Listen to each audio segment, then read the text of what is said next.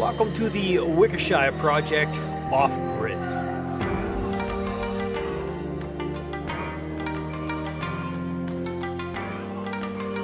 One of these is not natural here. The other three are from the Shire itself that I've made. If you guessed it, this is peat moss. If you guessed it, it is our own forced topsoil. There's all the leaf matter and everything that's broken down. This stuff here, sandy clay loam. And last but not least is the same product, but solarized. This is solarized clay.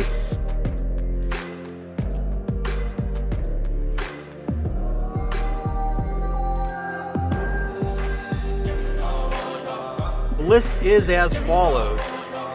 I don't know if this is going to be reversed or whatever on the screen, but I'll read them off as best I can. We have bush beans came in first. Lettuce was right behind it. Cucumbers, carrots, peas, radish, spinach, mustard greens, and Russian kale. We're going to look through the seed bank here and see what we got to match on the list.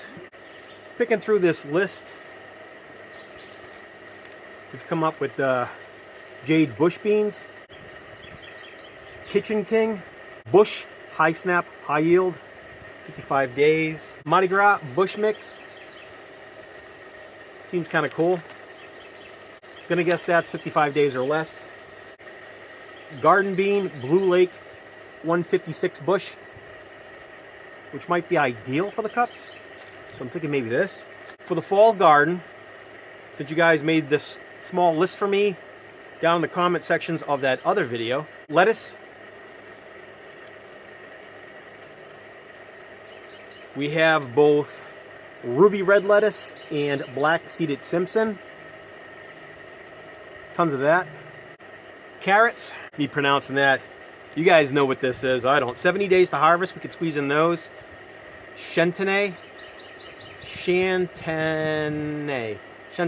Red core Chantenay. Chantenay. I don't know. But Scarlet Nantes, it's got those. These love the heat. So it's going to be cooler, right? It's fall. I don't know if this is summer carrot. Who knows? Fall planting. We'll get some carrots in the ground. Next is the peas. Got some green arrow peas given to us by a subscriber.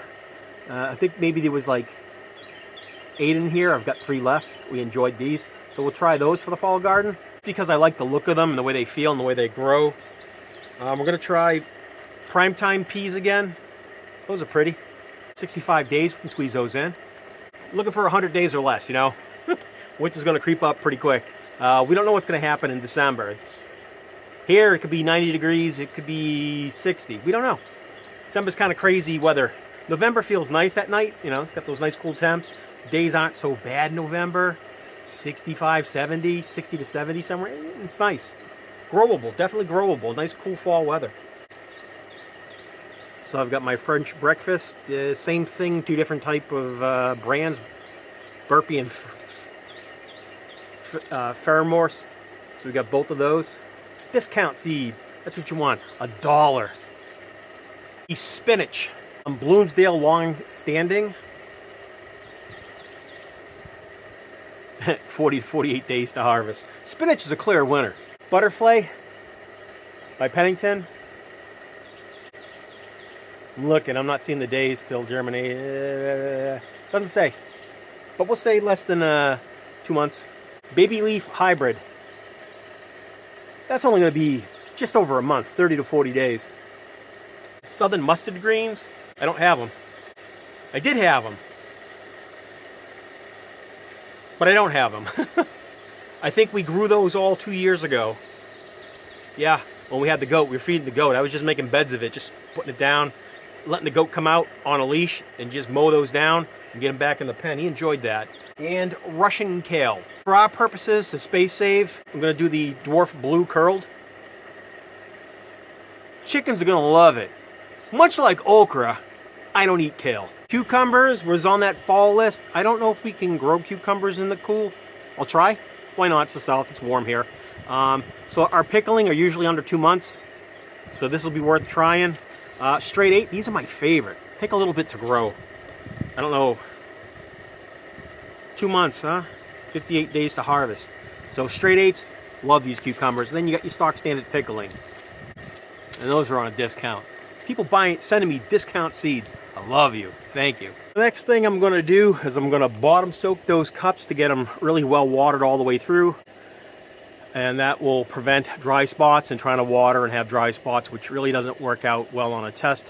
But we're going to soak those cups we chose overnight. That would be the peat moss, the forest soil, leaf mold, our own heavy clay, sandy loam, and the solarized clay. Well, the last two, both the clay soils hold a ton of water. Both the leaf mold and the peat moss seem to dry out extremely fast, because I've already tested them while I was shooting the video for the last 7 days. I just have to have knowledge on when I need a watering schedule. So it may be unfair, but both peat moss and the forest soil will need to be watered 3 times as much during the week. So every other day, I'm going to have to add about a half cup of water into those 16-ounce cups. And the clay soils, I just water them once a week, pretty much. That's all you really got to do. Yeah, how about that for growing in soil?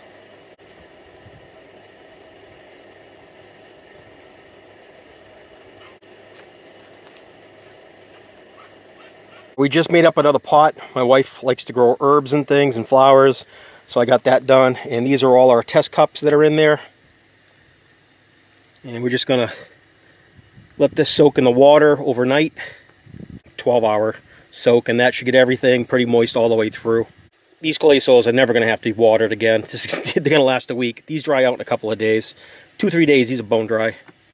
It's just the way it works. Thanks for watching. We appreciate everybody checking in and giving us their input and joining us in this interactive part of the fall growing season.